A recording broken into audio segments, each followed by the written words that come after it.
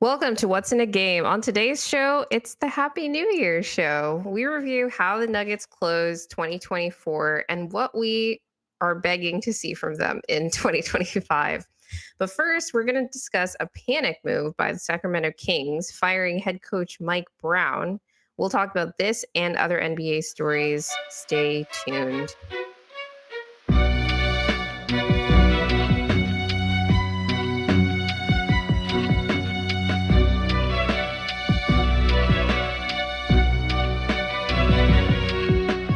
Welcome back to What's in a Game. I'm Grace Jean here with our frequent guests at this point / friend of the show, CT Fazio. How are you doing today, CT? Hey, Grace and Will, how you guys doing? Thanks for having me on. Always great to come on the show and talk Nuggets and NBA with you guys. So looking forward to breaking down the latest Nuggets slate that they've played. Yeah, we're recording this on New Year's Eve because we have no lives. And thankfully, the Nuggets gave us a nice W against the Utah Jazz last night, just to kind of close the year on a relatively positive note. Before we jump into that, just a quick programming note. Will and I will be back to discuss the Nuggets, the rest of the schedule. They've got a couple of should be cushy games, but they've been up and down. And when it comes to taking care of business this season, we'll see. Kind of topped off by a matchup with the Boston Celtics coming to town on January 7th, and then they've got a back-to-back with the Clippers. So look for us after those games. Before we jump into the Nuggets games, we really have to discuss this news with the Sacramento Kings. So Monty McNair, the general manager of the Sacramento Kings, fired Mike Brown. The circumstances of the firing were interesting. Well, first of all, let's just talk about the context of the Kings. They had just gotten off of a really rough losing stretch that included 5 straight losses at home. Mike Brown was actually fired following a practice where he met with the media while he was on the way to the airport for a road trip to LA, where the Kings were supposed to play the Lakers that night, or was it the next night? This firing comes following reports of Rich Paul, that's De'Aaron Fox's agent with Clutch Sports, paying a visit to the top brass at the Kings and basically saying, like, hey, you guys need to get it together or De'Aaron is asking out. CT, what did you make of the initial news of the firing, and then we can discuss a little bit about the details of the PR storm that kind of came in the aftermath of the firing as well? Mhm. Yeah, definitely. I think it seems to be like a panic move. The team losing 5 straight in a row, and then kind of feels like this was a move just to make a move. I've been cautioning Yeah. Nuggets fans about that as well. The same thing, just to make a move. To make a move is not, I don't think, the most ideal circumstance to be in. I thought Mike Brown did a great job coaching them. He basically restored the franchise to relevance, along with Sabonis and Yeah. Fox as well. But if you look at the Kings, like prior to his arrival and prior to even Fox and Sabonis, like that franchise was a laughing stock. A franchise that was always in the lottery and making terrible draft decisions. So I think, with Brown, he restored a level of, I think, competence to the organization, Yeah. stability as well. So I think, like Malone was saying, I think, honestly, if you guys didn't listen to Malone's presser about the firing, I really think you should, because he really hit the nail on the head a lot with everything that was said. Of course, he's got a personal, I don't know about a vendetta, I would say, but he's got a personal gripe with the Kings organization. So um, I'll definitely listen to what he said and his context into the organization. As Fox and Sabonis, if they win, they get the credit. If they lose, then the coach is the one who's the fall guy, which Gets the which blame. Yeah. happened. Yeah, that happens. So we'll see if they can turn it around. Sometimes that'll spark a change in the team. I know they won last night, the Kings, so maybe that could turn it around a bit. But for me, I was still a bit overall shocked. That move took place. Yeah, I agree. And there was a bit of there were kind of counter forces with the post firing PR. There was a Ramona Shelburne piece, this show's favorite Famous. writer, claiming that none of Fox, Domas, or DeMar were even consulted about the decision. She also details that I'm assuming she's got a lot of front office sources because a lot of what was in this article was about how they were really trying to hold off on making this particular move, that they were looking into trades for guys like Zach Levine, Brandon Ingram, Kyle Kuzma, Sounds similar and to another then team. and then decided to fire their coach instead, which is like interesting because there were also comments from there was a obviously unnamed sources, but somewhat an anonymous source, but someone who's close to and familiar with the team said the roster's fine, but they were also looking to make all these upgrades and like they'd been struggling and they've been looking at making all these different trades. There were also, according to Lou Williams was saying that he heard that Mike Brown was trying to bench DeMar. Maybe not the worst idea given his fit with the other top, stars on that team. Yeah, it's a really messy situation. Completely agree with you that it's a panic move. Actually, we actually have the clip of Malone's press conference. This was a pregame presser, I believe it was before the Cavs game.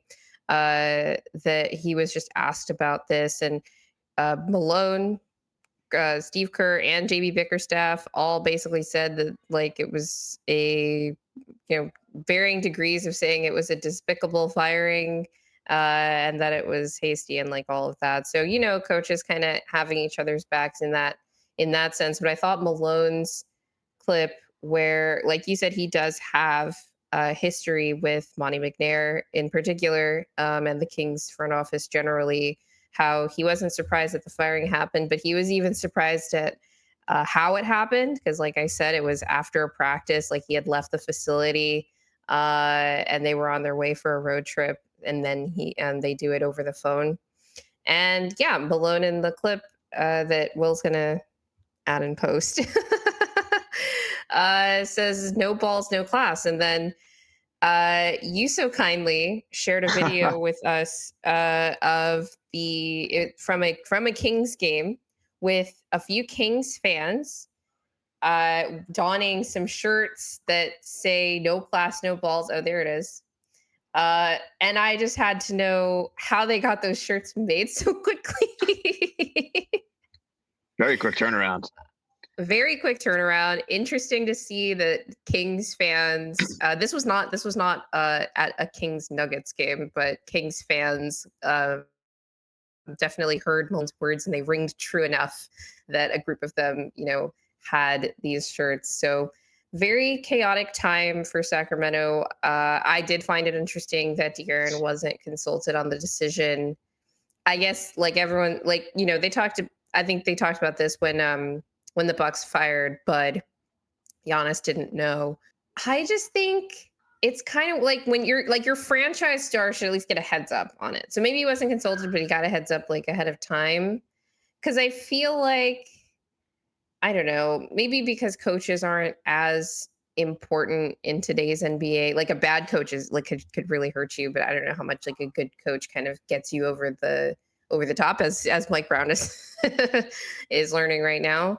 Um, but especially because De'Aaron himself has talked about how stability with this organization and just like having some continuity and like some seriousness to the organization is so important to him. I find it interesting that he didn't know, but I guess that's just standard practice in the NBA. It's just a very revealing saga about how the NBA operates these days. But anyway, I thought it was interesting that Malone, straight shooter. He puts himself out there with those comments. I saw some people online saying like, doesn't he know he's next? And I'm like, I really hope not. I hope the I hope the Nuggets organization doesn't do that. The other, aspect of this is that the Kings were willing to eat the extra 2 years of his contract that are left in addition to this one, because he had just signed a contract extension this past summer Right. for a lot of money.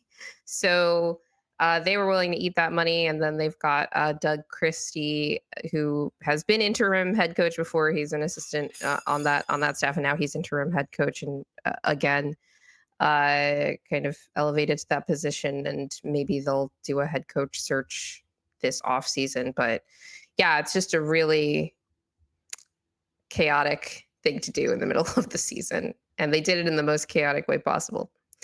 There were stories of the team just kind of sitting on the tarmac waiting to find out, like, okay, who's in charge now, because we're literally about to go on a road trip and we don't know, like, what we're supposed to do.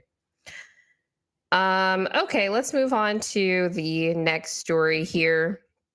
The big trade news of the week was that the Lakers finally traded D'Angelo Russell, not for a star, but for a very competent role player in Dorian Finney-Smith. So the full trade details were that D'Lo, Maxwell Lewis, who was drafted in 2023, and 3 second-round picks were traded for Dorian Finney-Smith and Shake Milton from the Brooklyn Nets. Does Dorian Finney-Smith solve the Lakers' problems? No, he does not.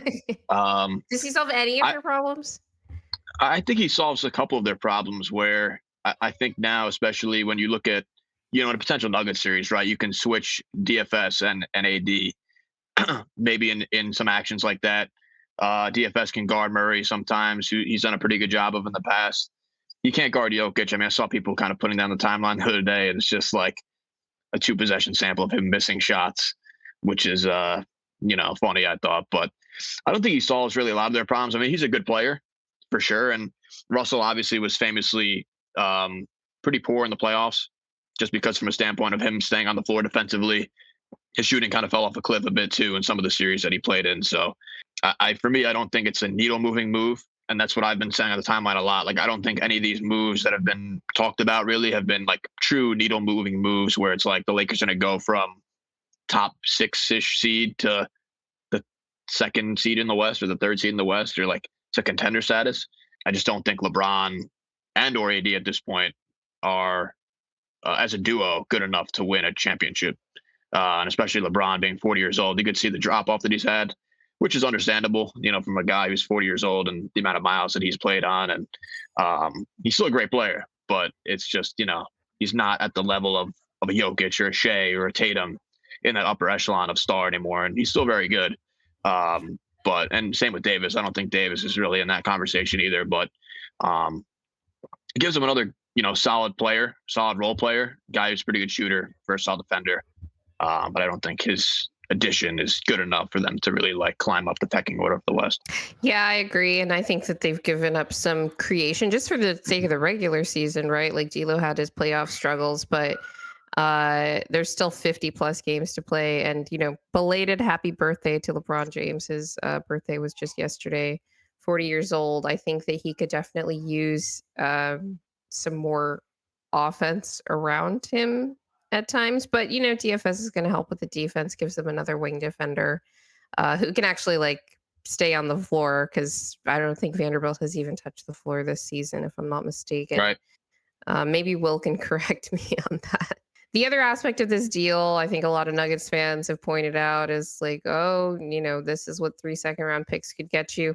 I mean, it was 3 second-round picks and the and Maxwell Lewis, who is a young prospect, who's I think he was taken in the second round as well in 2023.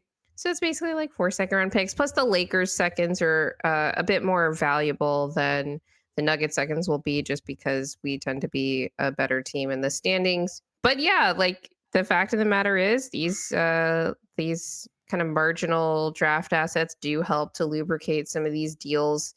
D'Lo also an expiring contract that the Nets are going to use to keep their keep the cap space that they would have gotten if they were just to let Dorian's contract expire this summer.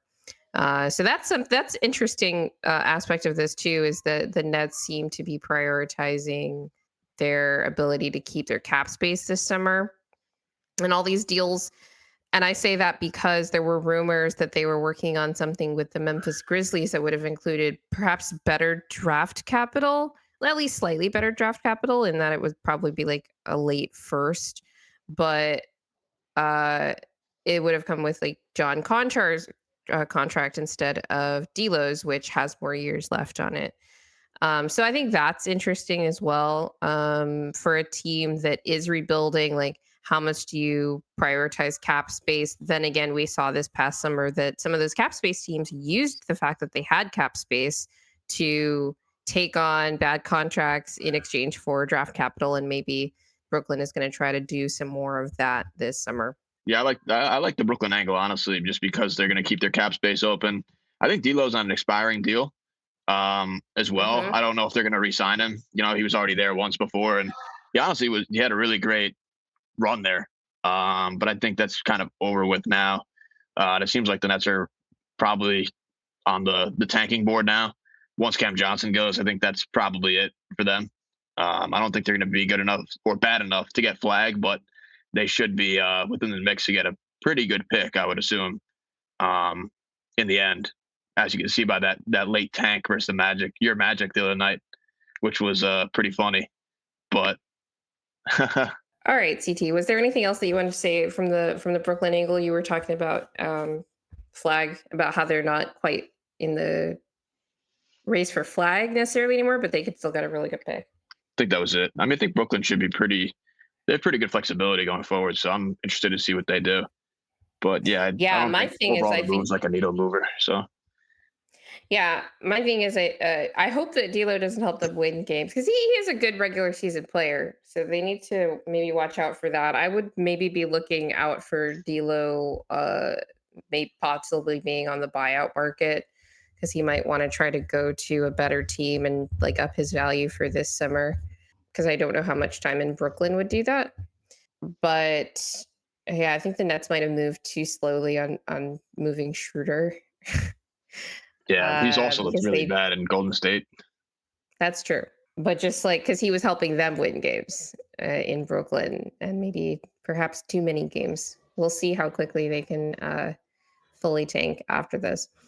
Anyway, let's move on to the Denver Nuggets. So the last time we met on the show was right after Jamal had his game winner versus the Sacramento Kings.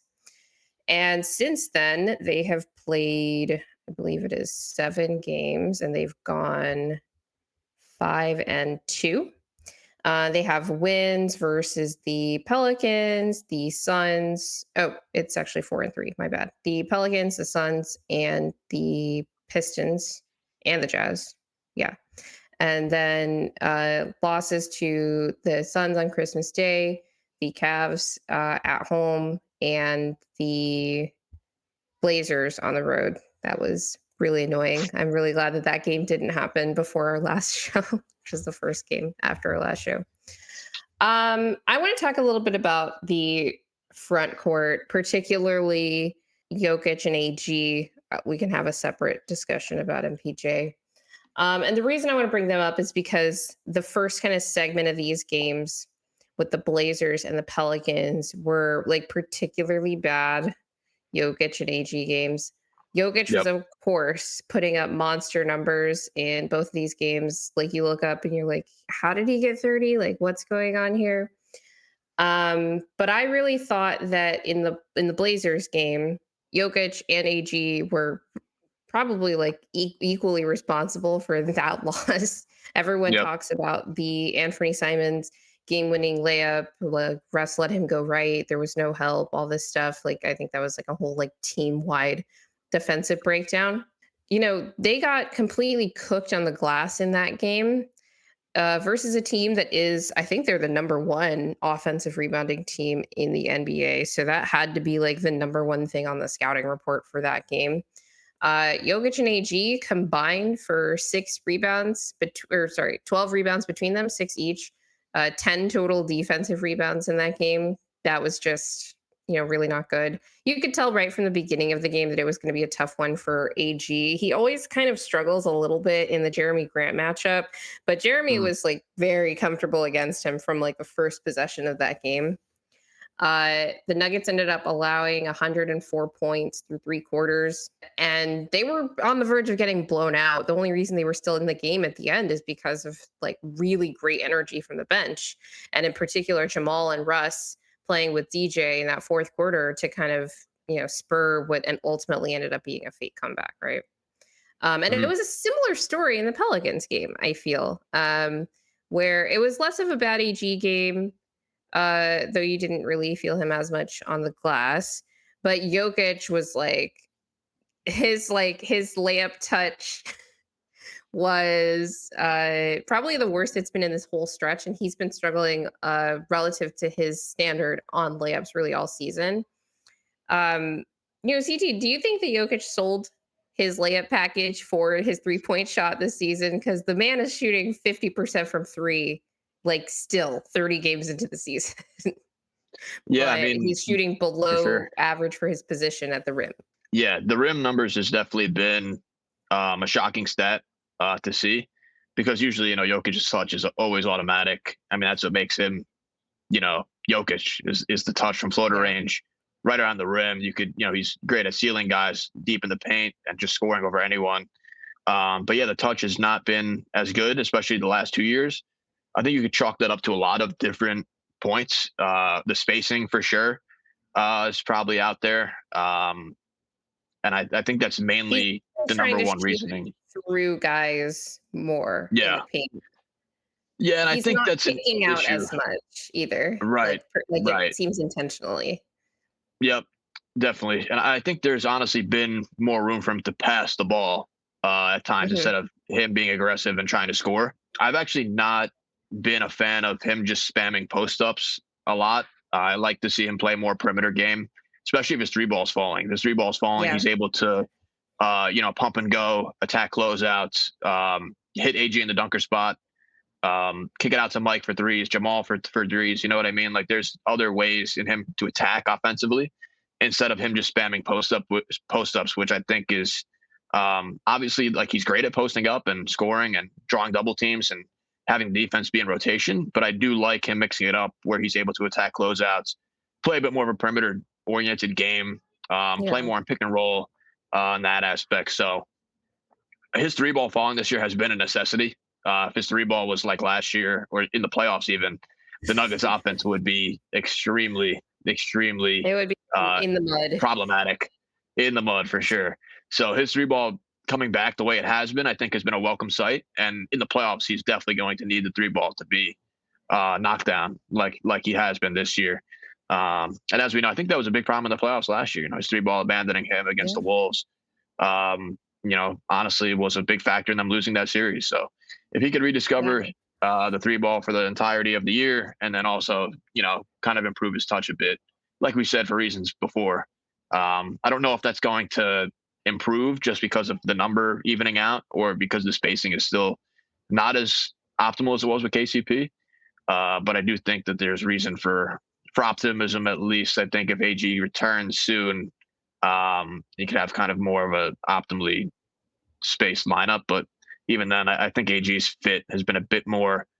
I don't know if problematic is the word, but a bit more uncertain as we've seen in years past. Yeah, yeah. And I mean, AG shooting 50% from three also this season certainly helps with that. I Yep. actually think, honestly, and it's not just the rim numbers, but the floater range numbers are also slightly down from last year and years past. I think the fact that AG spending less time in the dunker spot is actually hurting that because you'd find in the past that Jokic had cleaner angles to the rim because the help defender was like so worried about AG roaming in the Right. dunker spot. Now that he's off on the perimeter, and we've got like Russ and CB, like more guys that are not as trusted shooters, playing more minutes in the lineup. Of course, like guys are helping in more for sure. I also do think though that he's missing like a lot of point blank stuff. Like this He has Pelicans been. game was probably like the worst offense. I was actually surprised when I saw that his percentage is as high as it is at 65% because it felt like he was missing more. But yeah, so I bring that up in the with the Pelicans game with Yoke and AG because I think they were really struggling in those. Um was there I have a couple more things to point out with the Pels game, but was there anything from either the Blazers game or the Pelicans game that you wanted to point out with any other players? I honestly think Jokic in particular was. I don't want to Yeah. say to blame, but I did tweet after the Pelicans I game, mean, I the believe, Blazers where game, like I thought so because the bench really got them back in it. Yeah. It was going to be a No, for sure. blowout otherwise. For sure. And I think with Jokic, you know what I mean? Like he bears so much responsibility. And I completely understand it. You know what I mean? And there's a lot of people on the timeline and in my mentions that are like, if I criticize Jokic, they get their backs up. And it's I always say like Jokic he's not an infallible player. Like LeBron has gotten criticized plenty. Steph, especially this year, Steph has gotten criticized plenty. You know what I mean? Like Jokic is not an infallible superstar. And I I mean, think Matt heavy is Moore the does a great crown, job of or saying it. heavy is Correct. where's the crown? Yeah, that Yep. one. I think Matt Moore he does a great job on Locked On, saying the same thing. Where I think Jokic does bear responsibility, especially in those games in particular, and even in the Cavs game too. Like the body language from Jokic, I think should shouldn't be as visible as what we've seen. Him kind of being mad at certain guys. Um, really like he's really animated as far as like if someone turns the ball. The Suns game in particular was pretty bad with that. The Christmas Day game, With yeah. the Christmas Day game with his emotions. Um, and I think as a leader of the team, whether that's being the best player, but also probably a vocal leader as well at this point. I think that there's probably room for that for his attitude not to be as I don't know, Right, it's as like a little visible, I would passive say. aggressive. Like if you're upset about something, then say it, as opposed Right. to, Right. Like pull someone over kind to of the keeping it side bottled and say up it. and then uh playing, passive aggressive ball. Right. And also too, where you see, him play offensively where he's passive, the defense has been really problematic over the past, I don't know how many weeks. I just think his pick and roll defense has been really poor. Whether that's effort, even getting back in transition as well. So again, I'm not blaming Jokic, but I think that he's shares a piece of the pie as far as some of the losses that have stacked up, especially the ones Yeah, like I tanking agree with teams. So, that. It's and like funny we said because too, oh, go ahead. go ahead. No, just to the point of attack defense, of course, is to blame too. I'm sure we'll get to that in a later segment, but the point of attack defense has not done him any favors as far as assisting his defensive deficiencies, but also too, I think some of his effort probably could be a bit better. And like I said too, the body language could be a bit more positive. I would say when guys are making mistakes. But I get it. I understand his position, but I do think that there's probably some ways in which he can maybe not show that as much as he has this year in particular. Yeah, it's funny. I feel like this has been one of the better seasons for him in terms of body language towards the refs. But then For the it rest, for feels like sure. all that's been sort of transferred into kind of frustration with Teammates. teammates. Um, yeah. So actually, since you brought it up, over the stretch in December, the bench has actually been playing a lot better. So it's funny that this is like coinciding. It's like every time there's a one problem solved, or at least mitigated, a new one crops up. And the bench has been playing a lot better this past month. A couple of bad stretches here and there, but like I said, in the Blazers game, they were the ones that got them back in it. I know some people were upset that Malone didn't put the starters in like in time, because of course they get back in it and then like they let like another mini run go in. But if they were able to get back in it, and it was up to the starters to kind of close that game out, and they couldn't do it versus the Blazers. But the bench has otherwise been playing pretty well. Both bench players and like with Jokic and in the non-Jokic minutes, I think DeAndre Jordan's been doing, about as good of a job as you can expect from him. And I mean, I think better than I think anybody expects a 36-year-old DeAndre Jordan. Will, if you could bring up the clip from the Pelicans game of Peyton going to block DeJounte Murray. They end up benching MPJ for Julian, kind of the normal substitution pattern, but MPJ doesn't come back in the game. I think Malone was really focused on trying to make sure that everybody on the floor could attack a closeout more effectively, and really MPJ was able to do in that particular game. And I think like the Pelicans are just kind of really good closeout defenders. This was a great energy play from Peyton Watson. So Jamal turned the ball over and it was almost a layup for DeJounte, but then Peyton saves it with that block and then gets the rebound and makes the outlet pass to Jamal in transition for that three. That was a huge momentum play. That's the kind of stuff that we've been getting from the bench over this past month. So all the stuff that you would want to come out of your bench on this team, huge energy play. We've gotten plays like that from the bench, and we can move on to some from a couple of other games. And then I know you have a couple of things you wanted to say about the bench offense. The game against the Phoenix Suns at Denver, not the Christmas Day game, was an excellent bench game. I actually thought in the first half, it was looking dicey there for a second, not because the defense was bad, because the defense actually started off pretty well to start that game. I thought that Kevin Durant was just making Kevin Durant type shots in that first quarter. But the Denver's offense was but kind you of gotta just struggling a keep little them off bit, the glass. actually. Four We offensive had rebounds in quarter. a couple of points. If you could pull up the example one from Phoenix kind of allowing Russ to shoot when he was running pick and roll with Jokić. And so this play is just one example of that, where they fully load up here and they force Russ to shoot and they don't let Jokić get deep position or anything. I thought what he should have done here was kicked out to Christian, but he's always looking to set up Jokić. But when they give you this much space, like what do? You shoot, and he obviously wasn't making these shots because it's Russ. When they go in, they're found money. Like it's great, but Right. most of the time they don't go in. But that was just another example of the bench having an excellent game. Jalen Pickett was making threes. He was doing a really good job of setting up Julian. He's also been finishing at the rim at like a ridiculous clip this month. He's 77% at the rim for the month of December, Wow. which I think is second on the team after MPJ, who's Mhm. almost at 80%. So that's also been a godsend. And the reason I bring it up again is just like bench energy plays. I actually didn't link this, so maybe you can add it in afterward, Will. But Jalen Pickett this is like after the game is like fully blown open. The starters got to sit the entire fourth quarter in this game, by the way. And Jamal was out, which is why the reason that Jalen even played in the first place, and why Russ started. But uh the what was I talking about? Oh yeah, Jalen hits this ridiculous turnaround fadeaway corner three off a bailout opportunity from Trey Alexander.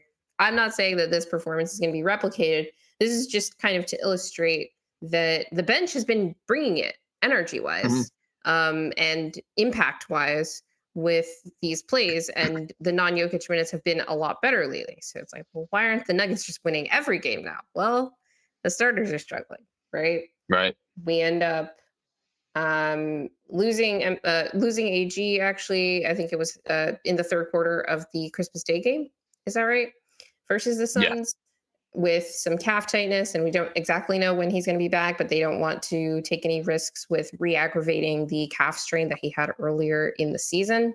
That was actually a game where the bench struggled mightily, but so did the starters. It was just, really not good. It was the worst Jamal game of this entire stretch by far, and we're going to talk Mhm. about we're going to talk about that later. But outside of that, I think that the bench has just been really, really good. CT, maybe you want to talk about what you've seen from the bench in terms of the offense. Yeah, I think honestly, I think a lot of it's been a bit more scheme oriented. To be honest with you, with DeAndre in the lineup, as a guy who's a pretty good lob threat. He can pass a little bit as well, but he puts Mhm. a lot of pressure on the rim as just a big athlete, and a guy who's just Yeah, puts pressure diving to the rim. roll So gravity, like yep, it's so valuable hundred just to percent. like give you proper geometry on offense. Yep, and that's where Zeke and Dario just don't provide that. Or in Zeke's case is more of a doesn't provide any sort of value on that end. And with Saric, it's more of like his jump shot looks to abandon him as well. And I do think Dario probably should get another shot uh, eventually because they're going to need guys to like fill in the gaps here and there. I don't think Sarge should just be shelved for the rest of the year. I think he probably should get another chance eventually, but it's going to have to be conducive to some to some lineups in that aspect of it. So um, yeah, I think the bench offenses have started to click a little bit more. I like some of the scheme and plays that they've been running. Yeah, so Oh this yeah, is I right heard here. that. You just have Julian initiating, um, and then you have a couple stagger screens here, and then yeah, it's just Jamal's using like a lot of the middle of the court as well, which is great to see.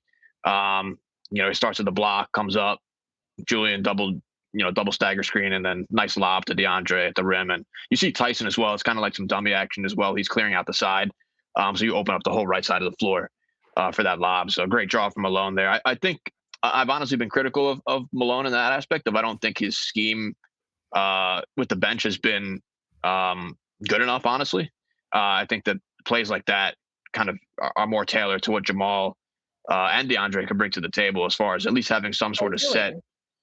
and Julian as well, as sort of having a set scheme as far as like, this is what we're running. Let's try to focus on this and see what we can do. And those two plays in particular, I think were really good. So those are two really good plays. Running, Iverson into Spain and running in. I think the first one probably called gut into that as well. So the entree to run pick and roll with Russ, even despite teams not really guarding Russ at the 3-point line. I've liked the plays that Malone has kind of incorporated for the bench, because those to me seem more new than what we've seen lately. Mm. I haven't really seen a lot of Spain being run for the Nuggets a lot. I think they honestly should run more Spain moving forward with MPJ. I think he'd be pretty dynamic in that aspect, and I think you can run Spain with AG as a bench five too. You can run Spain with AG, Jamal, and Mike. I think there's more versatility. I think that's kind of could be used moving forward in bench lineups or non Jokic minutes. I think it's kind of tough to use Spain with Jokic because he's not really like a lob threat, but he's a dynamic roller. So you could use that in some aspects. But yeah, the bench offense has been pretty improved over, I think, the past couple of weeks, which has been great to see. And like I said, tailoring it more to Jamal, running pick and roll, and then also having Julian out there too. And then you could, Mike get some sort of, open looks as well. But I think those have been really good to see in that aspect. But I think teams are starting to actually kind of game plan for Jamal a bit more with the bench. They're hard doubling him in pick and rolls. And I've been Well, critical of like we've been having seeing a bit more like with AG out, we've been seeing more minutes of Jamal alone with the bench. Whereas right, before, I think we saw more of Jamal and Russ together with Russ mhm, on ball, right? So I right, think that's another difference yeah, I recently. think for sure. And hard doubling Jamal is problematic when you run pick and roll with DeAndre, because he can't break some of the layers of the short roll. He doesn't have a floater game. He can't put the ball on the deck and attack the rim, and he can't shoot. So I think that's problematic in that aspect. He could pass, but I think when you run it with AG, at least AG can hit a mid-range shot. He can put the ball on the floor. You could run it with Russ as well, because Russ has, his mid-range Right. game has not really been that great, but he could, attack the rim, make Yeah. plays on the He can move. shoot the shot. So yeah, even Watson as well. If you put Watson as that small ball five, or not even a small ball five, just have him as the roller. He's shown a competency to do that. Make plays on the move and finish at the rim, and he's got a pretty good mid range as well. So um, I think if you run it And more with another like different player who's options, finishing over 70% at the rim this month, which is like a very welcome sight for him in particular. yep, definitely the bench has shown signs of improvement. If all these guys can put it together along with the starters, I think the Nuggets will probably go on a run. But the consistency has definitely been a bit of a problem for them. So So yeah, you talk about the bench offense. I talked about how the starters have actually struggled offensively this month, and I wasn't really necessarily expecting to see those numbers. Like they have a 107, like the starting lineup of Jamal, Christian, Mike, AG, and Jokic has a 107 offensive rating for the month of December. So it's that's bad. definitely concerning. But the team is scoring at pretty astronomical rates, particularly with Russ on the floor with Jokic. Like Russ is actually a big part of all of the team's best lineups this month, whether it's Russ in for Christian or Russ in for Jamal. Like those lineups are just cooking. I think a lot of it has to do with pace. Also, like they're just more dynamic with multiple ball handlers on the floor. Like those Russ plus Jamal lineups just tend to do really well. Um, So the offense hasn't really been the issue in this stretch, right? I think we have to talk about the game against the Cleveland Cavaliers because it pretty much exemplifies the main issues recurring that this team has had. So in the game versus the Cavs at home, the final score was 149, 135, 149 to the Cavs, obviously, because it was a loss. That was actually a franchise record for points allowed in regulation, or not franchise record, the ball arena record, because I'm pretty Mm. sure the Nuggets of the 80s definitely allowed more points in regulation because they were playing at ridiculous pace, even by today's standards. 80 points allowed in the first half of that game. And the Nuggets were just scoring pretty consistently. It's just whenever they didn't, like Cleveland would come back down and shoot a transition three, and they were all going in, right? But they kept trying to make these runs, particularly in the second half of this game, but they were just incapable of getting stops. Mhm. And this has been an issue with the team where I've been mostly paying attention to it in the clutch, where whenever they faced a team with multiple creators in the clutch, that clutch defense was just getting completely shredded. In this game, there was no clutch against the Cavs. Like they kind of blew the game open early and were able to just keep responding as Denver tried to make their run. It was just very easy for Darius and Donovan to break Denver down and generate a lot of open threes. Now, my question to you is, because it was the main discussion after this game, does Denver need to take more threes to compete with these elite offenses? Yes, I think definitely for sure. Mike, Julian, Jamal. I think it's the same formula as what was being talked about in the preseason as well. With getting up more threes, I think your best shooters have to get up more threes.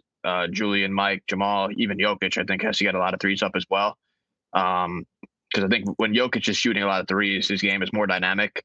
Um, he's more, I think, well-rounded as far as teams guarding him in a particular game as well. Like if he hits the first two, teams are guarding him on the three-point line, and he can attack from the perimeter. It opens up the spacing a bit more, where you can run AG and Jamal pick and roll and have a space floor a little bit more. Even though I think teams are not really guarding Christian as as much as a KCP would per se. But I do think you can run a little bit of that inverted kind of offense where you have Jokic spacing and have AG and Jamal kind of running that pick and roll. But yeah, I definitely do think the Nuggets have to get up more threes for sure. Due to the math game is what's been talked about a lot. But it's the defense for sure has just been the most problematic part about it. Like you mentioned, teams with multiple creators have been able to take advantage of the Nuggets defense or lack thereof. Christian at the point of attack has been very underwhelming this year, and I don't blame him entirely for the most part because it's his first year starting, and he's kind of gone through the gauntlet of guarding all of the team's top perimeter players, which is a tough ask because a guy who's a 22nd pick in the draft, and you're elevating him into a starting spot after being a bench contributor. And again, like I'm not excusing his play because his defense has been really bad at the point of attack. And again, that kind of seeps into like we see with Jokic, where his defense also doesn't look good because if you don't have good point of attack guys around Jokic, his defense looks worse than what it is. Preach. Yeah, Like, and it's honestly you could point that back to the Jazz series back in the bubble, where the Nuggets just had no resistance to the point of attack at all until Gary Harris came back, and then the defense was able to stabilize a little bit. Like I don't know if the Nuggets need to go out and get another defender like a Keon Ellis per se or somebody else that you can throw on oh these my God. perimeter guys, or it could just be like expecting improvement from Christian.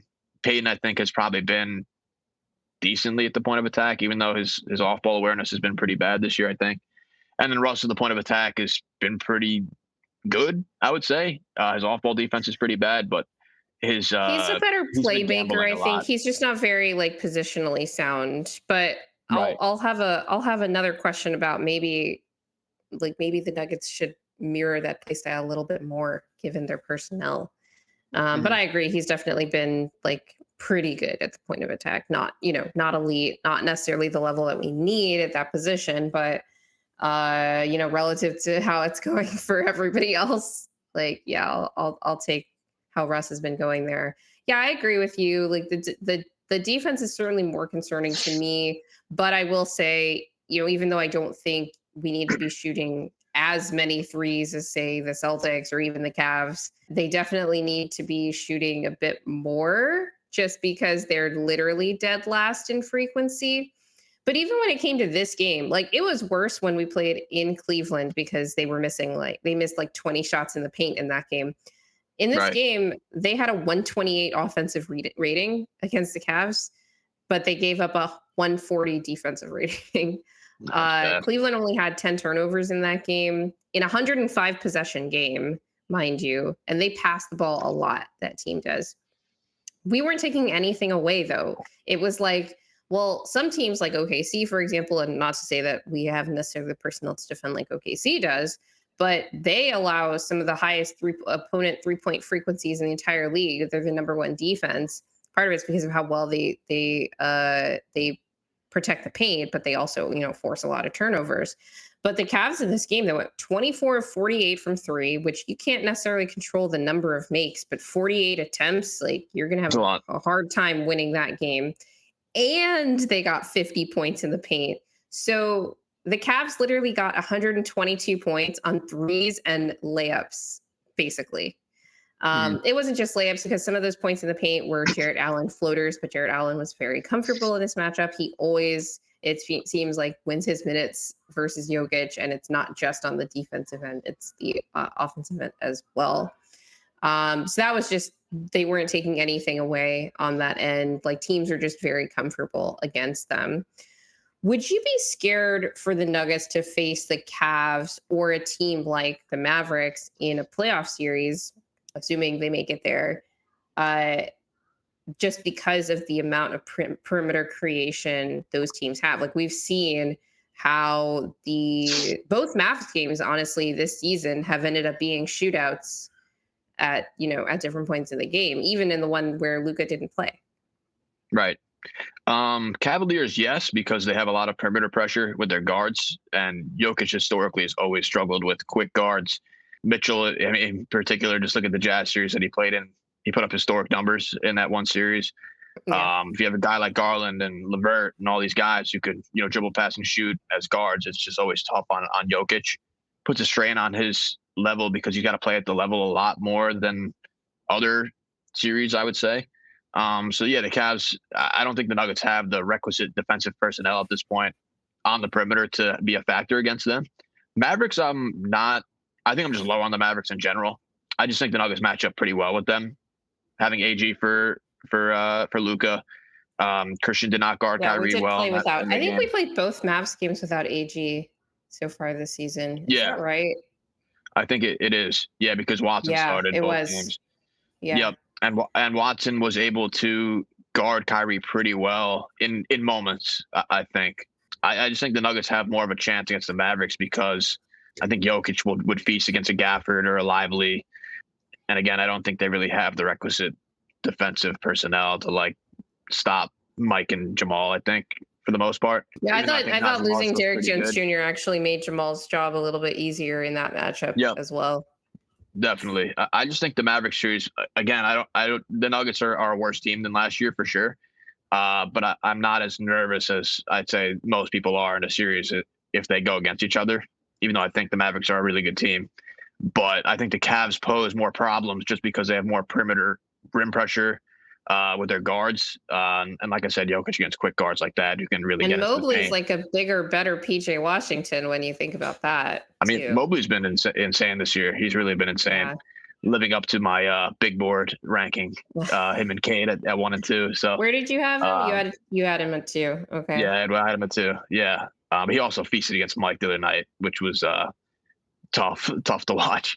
So Yeah, I think Mobley's just gotten a lot better because that honestly, I think, would have been a fine defensive matchup for MPJ in years past. But I think Mobley has yep. definitely taken a step forward. He and Garland, I think, are the reason that the team is that much better than they were Mhm. last year. Kenny Atkinson's doing a great job with that team. Just they're playing with a ton of confidence and playing really connected and together. And I think they talked about this on Locked On, how Jamal in the post game presser for that game was speaking about the Cavs sort of wistfully, like, "Oh, that used to be us."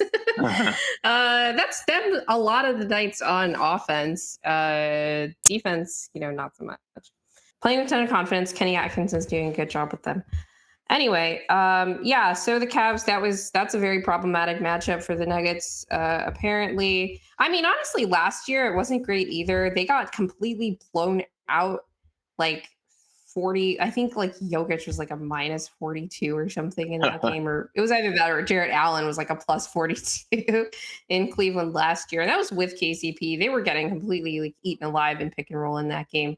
And then the game that they played in Denver, I think either Donovan or Darius was out, and the other one was severely hobbled because they were facing injuries like throughout the lineup throughout all of last season. So of course the Nuggets like schmacked them because they were a great team last year. But I'm not actually sure what it would look like with the Nuggets trying, because they just don't try against most East teams on the road, Yeah. unless you top the conference, and the Cavs were not last year. So I don't even know necessarily that like having KCP would have made that matchup great. Probably would have made it a little bit better. Um, but yeah, I think that Darius Garland is the scariest part of that because of his playmaking. Like he does such a good job of keeping the bigs involved, and that is a continuous challenge for Jokic defensively. But anyway, let's move on to some brighter times. I have a lot more notes on. Yeah, let's talk. Let's jump into our discussion about Jamal Murray, because I do think that just the Jazz and the Pistons games were two of his best games of the season. Honestly, he actually in the Pistons game jumped out early and was just scoring in every which way, particularly just getting out in transition. The Denver Nuggets improving their pace on the season, but also just Jamal being part of that, upper echelon of players that get a lot of points on the break. Someone pointed out that could just be a lot of those transition pull up threes. He, has had some really good finishes at the rim. I've been most impressed, honestly, and we saw examples of it in, I think, both the Pistons game and the Jazz game with his playmaking, because he's been getting the bench guys involved on offense, whether they're on the floor with Jokic or not. He has particularly been running a lot more with Julian. And like I said, Julian, he's been finishing really well at the rim, like attacking off the catch in those situations that Jamal sets up for him. There was this great lob pass that Jamal made to Peyton. So, we're in transition here. Great little semi-transition look. Peyton goes streaking and Jamal hits him on this lob. And it was great that Peyton finished it. Like, that was great. Yeah. I think he had a similar play actually against the Cavs. So he's been doing this over multiple types of defenses. It was either against the Cavs or it was in a Suns game. I know it was in a loss, unfortunately, but he's been getting really good at those lob passes. And it comes with his patented little hop that he does at the same time as whoever's catching the lob jumps for it. To complement that, in the Pistons game in particular, Mike had an excellent game shooting. Like, he was just on absolute fire from 3-point range in that game. And that was a big part of the reason that Jamal, Jokic, and MPJ all kind of had the first game in the season where they all played well offensively. I think Yep. it was, I think, the first time in, was it franchise history, that you had three players with 25 points or more in the same game. So that was a really big deal.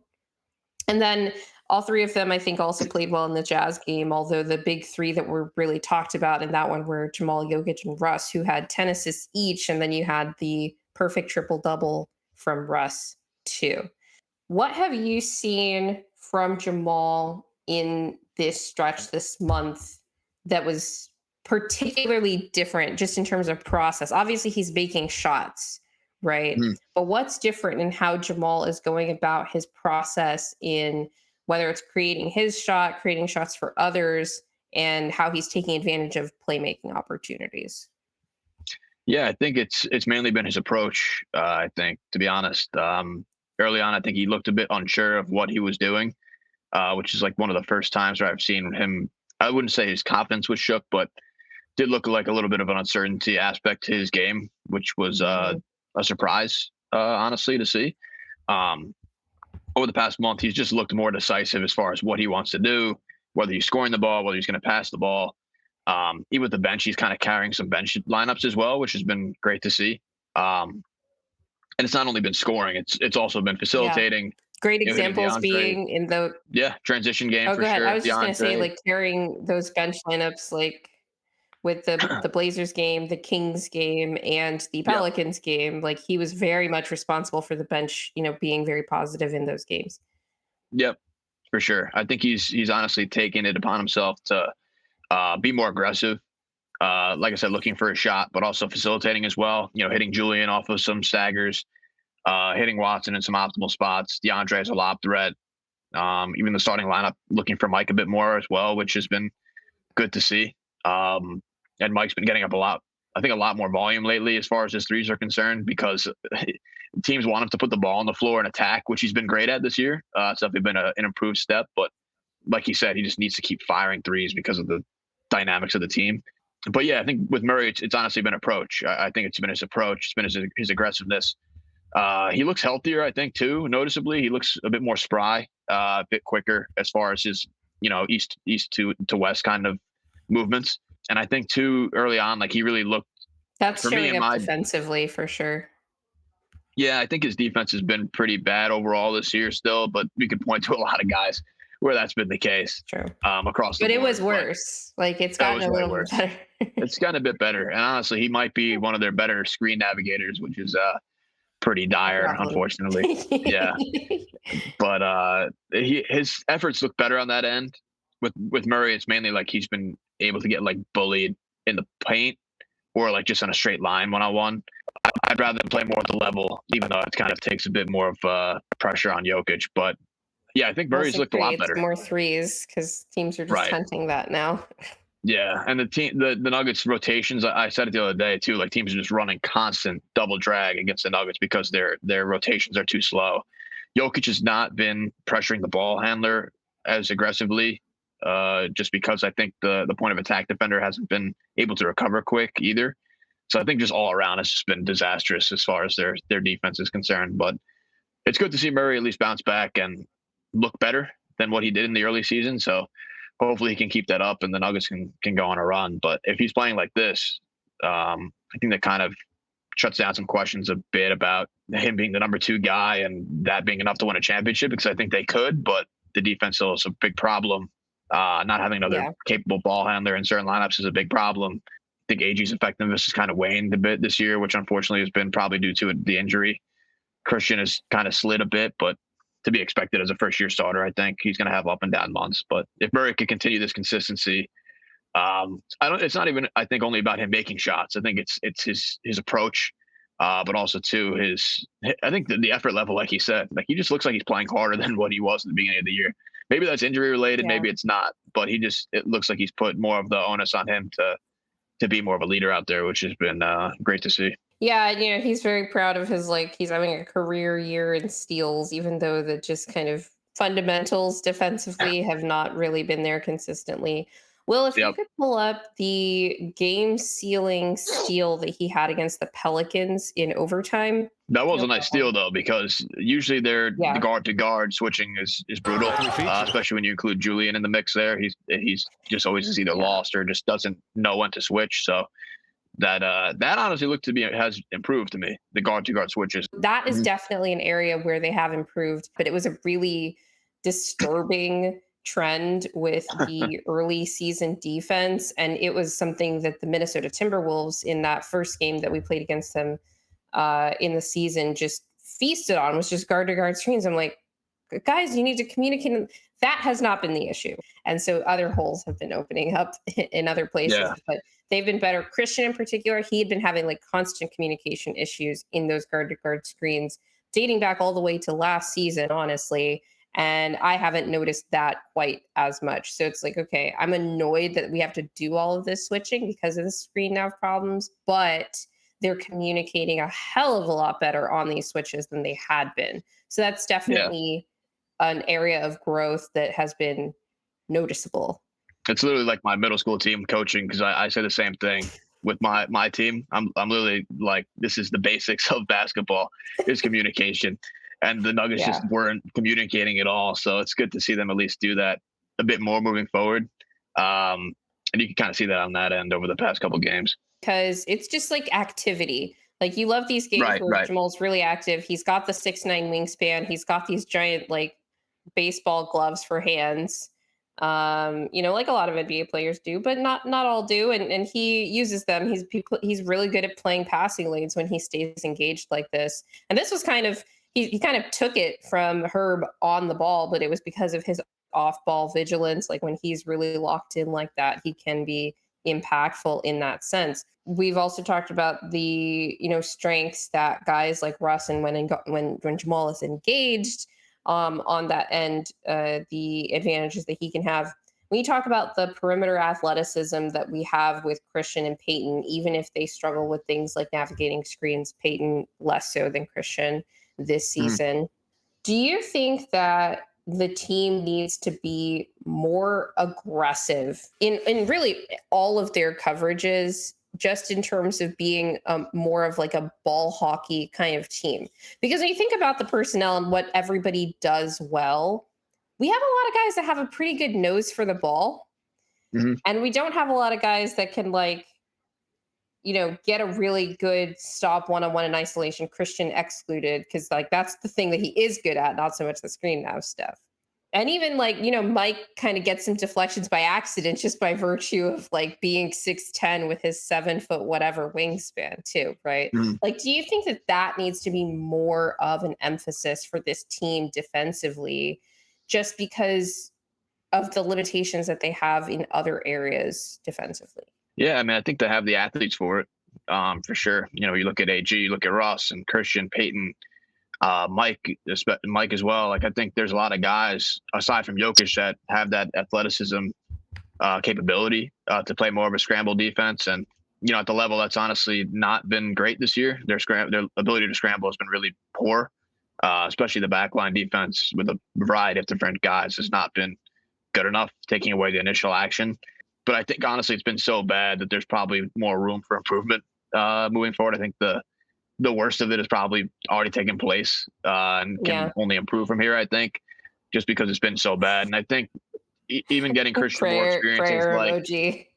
Let's yeah, hope it I think can't get just worse. yeah, I think honestly Christian like getting more experiences, like you know as an everyday kind of player, starting against the top caliber guards is only going to make him better. I do think he has some deficiencies as far as his screen navigation is concerned, just because he's very tall, but also very like bulky as well, which is something that I saw at Kansas is was Yeah. kind of tough to navigate defensively. But Mm. yeah, they definitely should have more of a scramble mentality and be more aggressive in coverages. I think for sure, just because they have that capability of doing it. And it's When not Jokic in even a like a drop, it's scheme just thing because you can be yeah, aggressive in lots of different coverages. It's more of right. like a mentality and a I think there needs to be more something that I see as being different between a team like the Nuggets say and the Thunder. When the Nuggets get deflections, unless it's like literally like we're batting it out to the backcourt and guys are running out, and we've got a lot of those in this last Jazz game for sure. Mhm. It's more about disrupting the other team's flow on offense, and then they kind of let them recover the ball and try to like make something out of nothing at the end. Sometimes teams are able to do that, and sometimes not. When the OKC Thunder get a deflection, everybody on the floor is like diving for that ball. They're like, "We want it. We want that possession, and we're going to try to run out on the other end."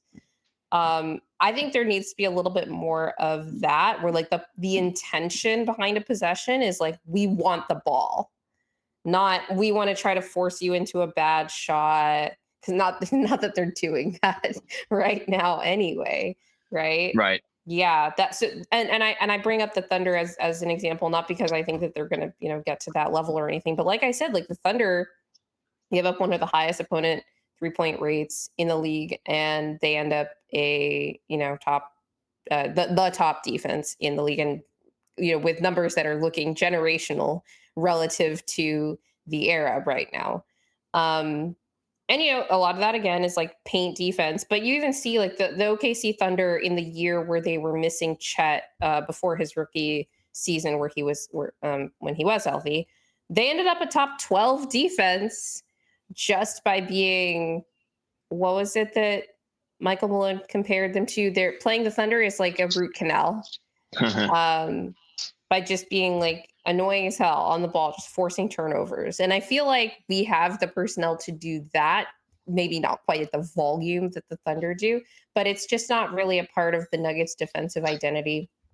And yeah, was hearing this from another idea from Adam Maris that says that maybe it's the coaching staff kind of keeping everybody trying to play like sound positional defense. We had this conversation with Matt Moore before the season started about like, do the Nuggets need to do something else to address the math problem? And this is one of the things, because it's like, yeah, if they're taking a lot of threes, like that's a problem, but you can win more of the math game by stealing possessions away from that team.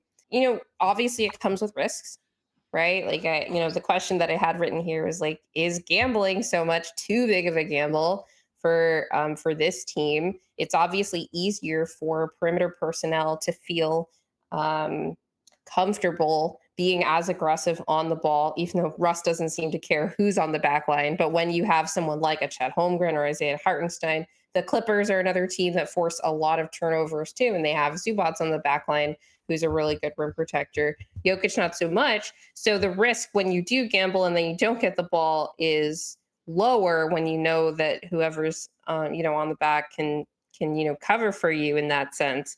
But if they're not getting stops anyway, Right, perhaps right. it's time to try something new. In Yeah, that they need to sense. be a little bit more unpredictable, I think. A lot of Yeah. their defense, I think, has been a bit predictable. I'd honestly like to see Jokic sell out at the level a bit more as well. Like, if you see guys come Mm. off of stagger screens for like 3-point shooters, like he's not high enough on these guys. Even in pick and roll, I don't think he's been up enough at the level compared to years past where his defenses looked really good in those schemes. Like, I think he's got to sell out a little bit more because the Nuggets have the backline guys. I think when you look at AG, you look at Watson, Yeah, well, we Mike's haven't had EG for a backline has good bit not of the been. season, and Mike has Yeah, not been good in that low man yeah, role.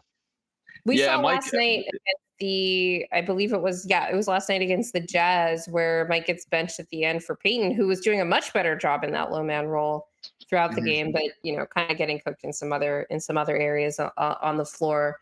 But I do think that the fact that the low man rotations haven't been as crisp, a large part of that again because AG has been out, is definitely contributing to that. Like maybe Jokic doesn't trust those backline rotations as much, and so that's why he's not playing as far up.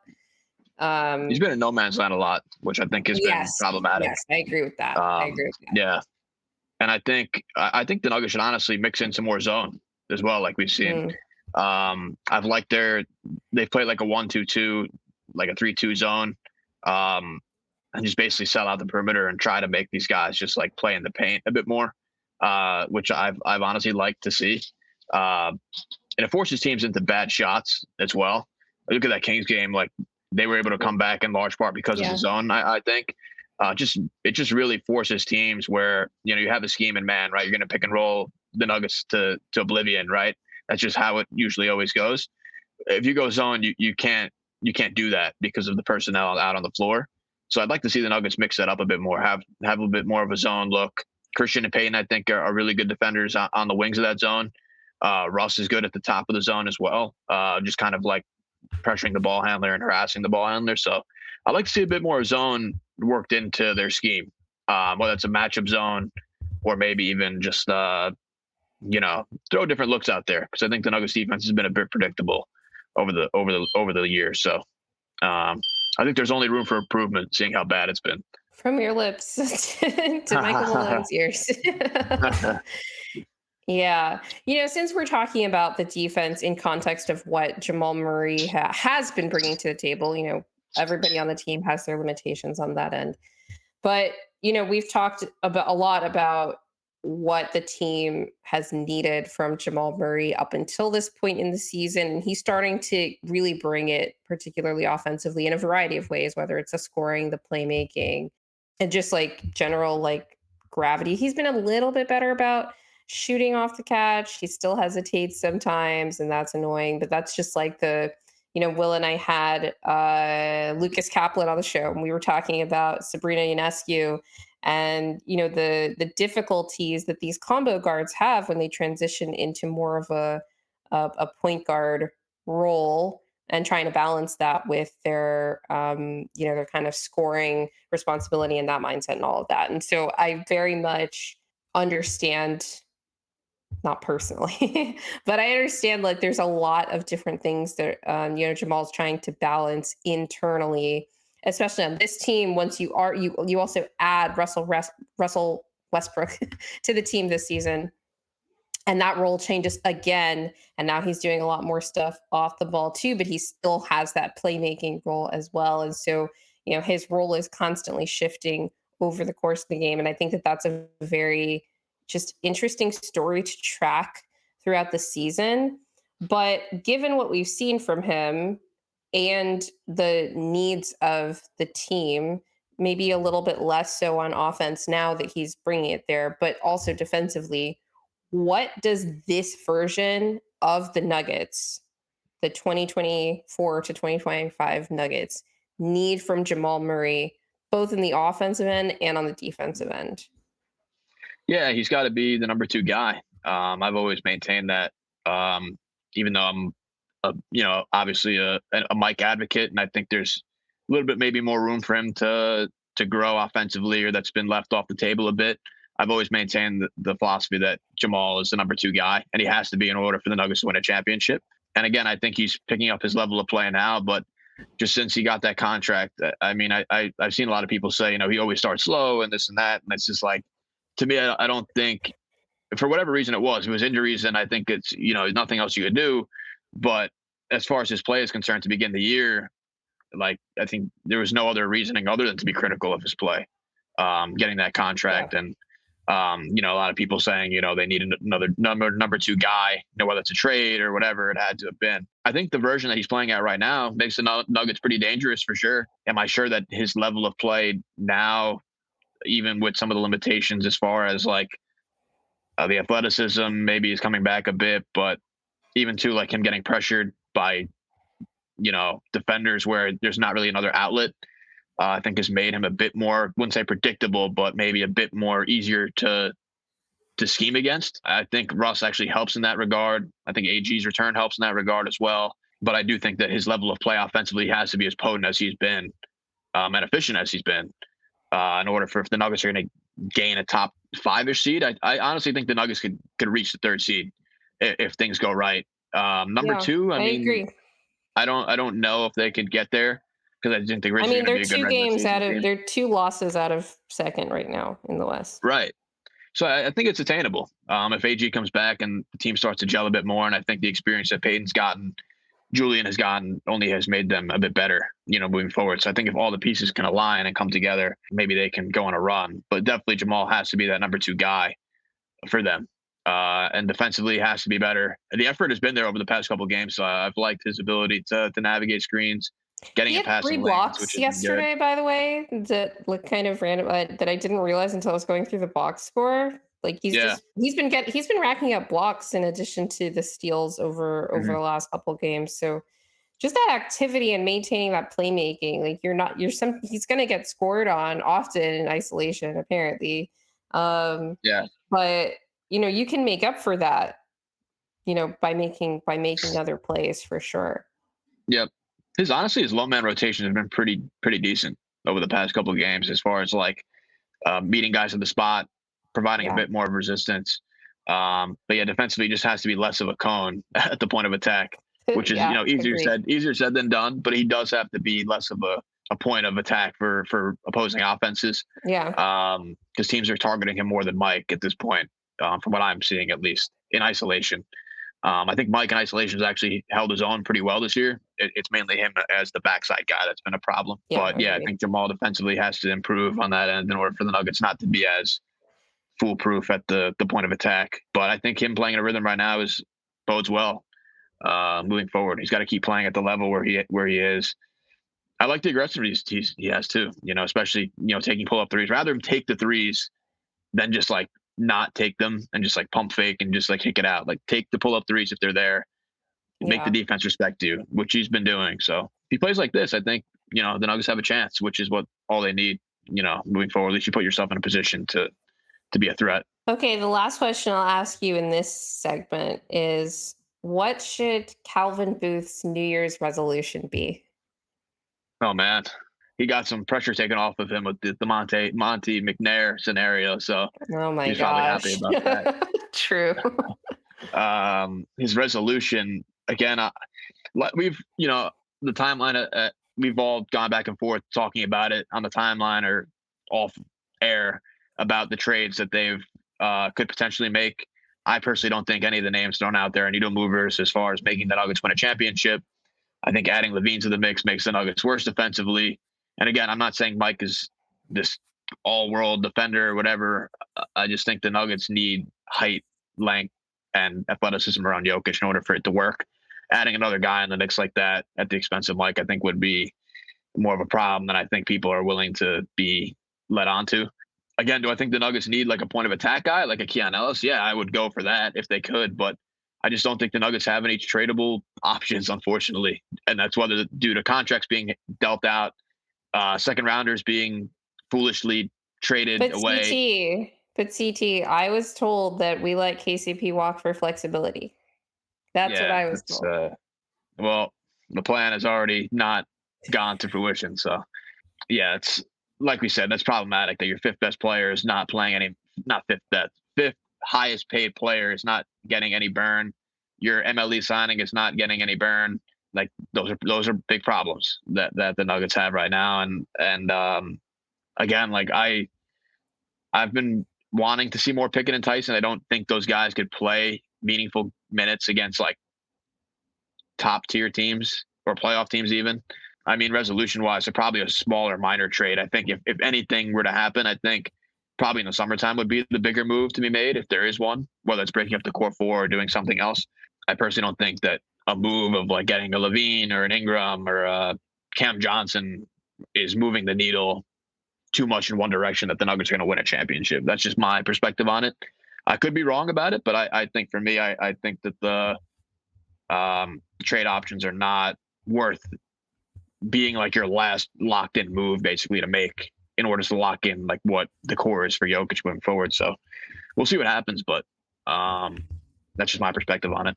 All right. Well, that was our segment on the Nuggets and Jamal Murray in particular. It's been an interesting year, definitely for Denver between how last season ended and how the playoffs ended.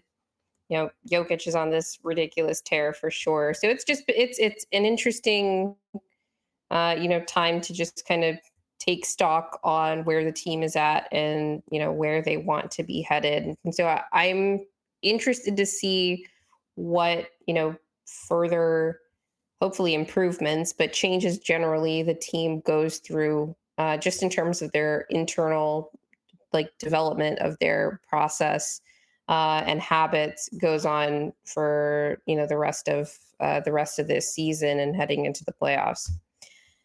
All right, let's move on to our last segment here. We've got a shot clock violation segment here. So the way this is going to go is, we'll take turns. I will go down and kind of list a West playoff team. We'll go through and just list out the kind of matchup problem on that team. Got it. Okay. Oh, wait, just one last thing. It could be a matchup problem either offensively or defensively. Okay. Memphis, John Morant, Denver. Oh, sorry, Clippers. uh, Harden, Zubac pick and roll. Lakers. Anthony Davis, Spurs. Victor, OKC. everything. Everything. I don't actually think everything is a thing, but But yeah, I probably agree with uh, that. But that's interesting. I actually think OKC presents the fewest matchup problems. It's just the ones that they do present are kind of tricky.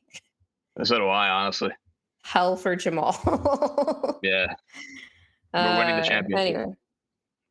Anyway. I'll try to pick other ones that you didn't name. Three, two, one. Phoenix, Ugh, Booker. Houston, Amon Thompson. Minnesota, Ant running off screens. Golden State, Schroeder. Oh yeah, okay, that's fine. You ended up just not listing any of the ones that I listed. That's fine. So yeah, I you thought it you would got be more in yeah, that like time, more. but I think you were hesitating a little bit to name the teams, but that's interesting. Good job, good job. Finally, a Nice, guest nice. wins the shot clock violation. Hang the banner. Any thoughts on my matchup problems here? No, I agree. I agree with a lot what you were saying. The ant predicament. The OKC one, I think I'll probably. It Yeah. shouldn't be everything. I think actually the Nuggets match up better than what I originally thought against them. And I honestly think in the end they'll fraud their way out of the playoffs. So I don't know get too, but Ooh, I bold don't think the Nuggets are. predictions. I don't think OKC is as a juggernaut as people think against the rest of the West. So because Chet has to come back still, and we'll see what happens with that. But I think they have more deficiencies than what people have let on. When was the last time neither conference's one seed made the finals? What was Toronto in Uh, 2019? Because I don't think Golden State was the one seed that year. who was the one seed last year? It was the Celtics. So the Celtics made it. So that, Celtics made it, you know, but not the Celtics and Mavericks. OKC. The number one was Right. I OKC know. But last I year. mean, like, when was the last time neither Oh, finals team was a one seed? I don't actually know the answer to that. So, like, history, I think, says that either the Thunder or the Cavs are going to make the finals, which right. is going to be, which, would be very interesting. So, in 2021, the Jazz were the one seed and the Sixers. So, 2021, that's definitely one of them. Oh, the Suns were only the two seed that year? Huh. I thought they were the one seed. In 2020, the Lakers were the one seed.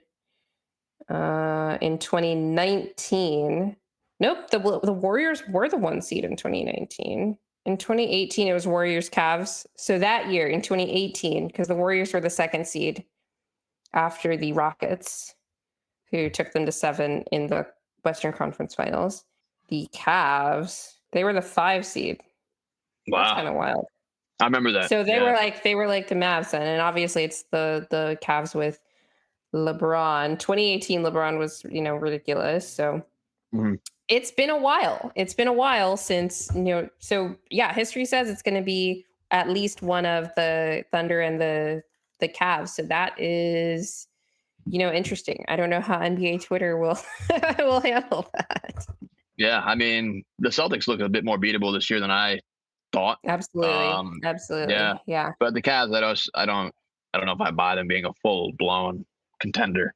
They have the I resume honestly for it now, they're but still a I don't bad, know if like, they I go all think the way. the Celtics are a bad matchup for the Cavs still, is the thing. Yeah, But the Celtics need to get their shit together if they're gonna come out of the East. Because the Cavs are, I think, a little bit more formidable this year, certainly more than last year. And I mean, years past, they just weren't a serious playoff team. But Kenny Atkinson, like I said, he's got those guys playing with a lot of confidence. You've he's a gotten great leaps from coach. Garland and Mobley, and I think that is tangible. So we're going to see what happens, but I'm more worried about them defensively than offensively in a playoff series now, which is interesting because it was the opposite in years past. Hmm. And it's the same My personnel. my Knicks. Yeah, your Knicks. I My mean, Knicks your are on.